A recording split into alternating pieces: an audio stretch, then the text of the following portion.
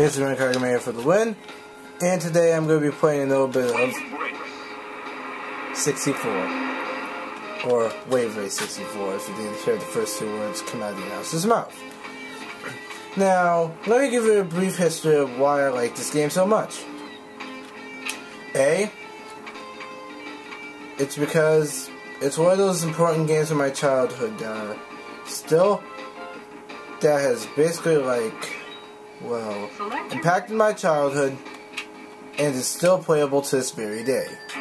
Much like all the Sega Dreamcast, Nintendo 64, and PlayStation 1 games is still possessive. Problem is, I only possess of one PlayStation 1 game, knowing the fact that I traded them when I was a little kid. Now, as you can see, I'm playing this on the easiest difficulty.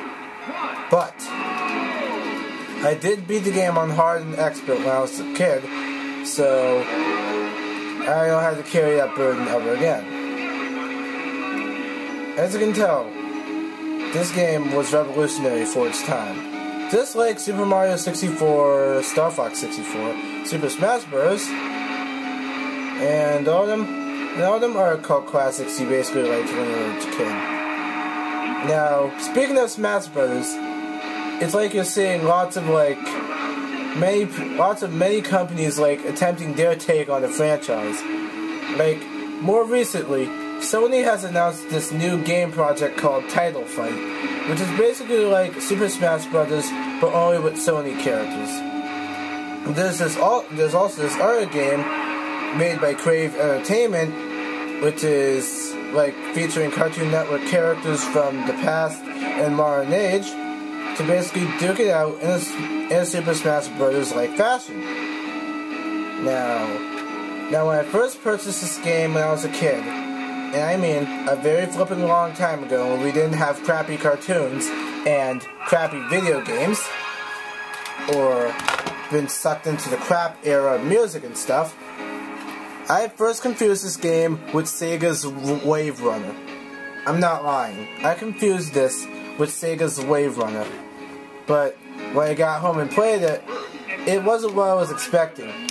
Maybe I should have just read Sega on the game's label. But then again, I was a little kid, so how could I have ever, imagine that being done perfectly? But I still had fun with it nonetheless, whether if it was Wave Runner or not.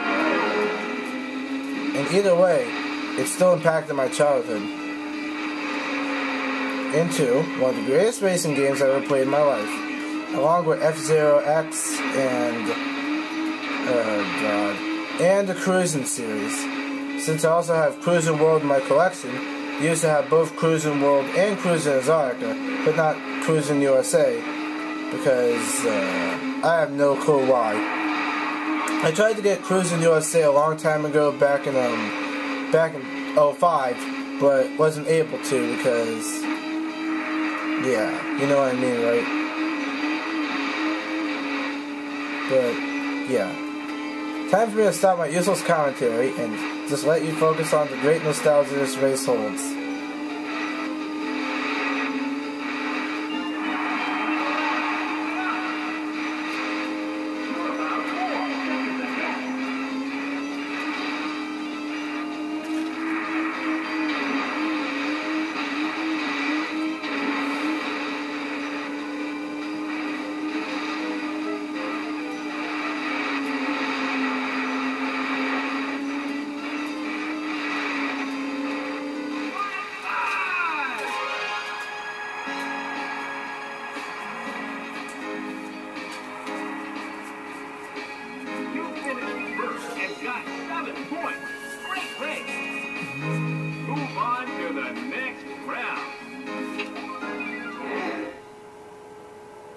Welcome to Drake Lake. Oh yes, this is when the soundtrack gets really, really awesome. Or otherwise known as, oh god, I forgot the Japanese title for this track, but I'm pretty sure it's wait, let me just start thinking. Wait, Milky Lake. In Japan, this level is called Milky Lake. But in America and all the other countries, it's called Drake Lake. Thanks a lot, useless back in the head knowledge. It saved my life from actually screwing up my YouTube vid.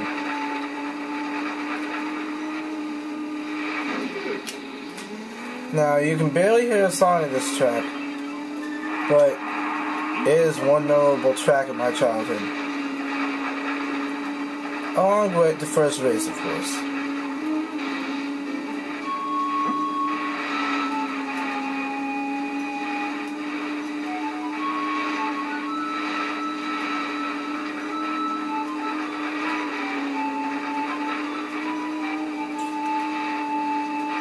And of course, adding to that, this track does have some dynamic, track changes. Like, at 1 second, it's misty. And then another second, it's all clear. Like, as you just noticed, it just went from misty to clear within a few seconds.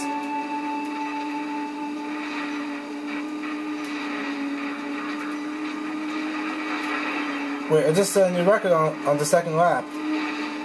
Pretty freaking sweet.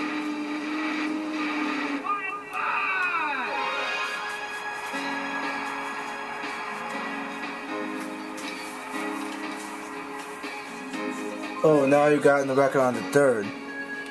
Interesting. You finished first and got 7 points. Move on to the next one. Welcome to Marine Fortress. Oh yes, one of my favorite tracks. If you don't mistake that jump right there, if you don't mistake that rock right there for a legitimate jump. Sometimes it worked when I was a kid, but most times I just wreck and screw myself over. Just like old times, game. Now whatever you do not go into that wall, because that's no shortcut. That's just gonna lead you to getting a bonk to your head. Stop in my... God damn it.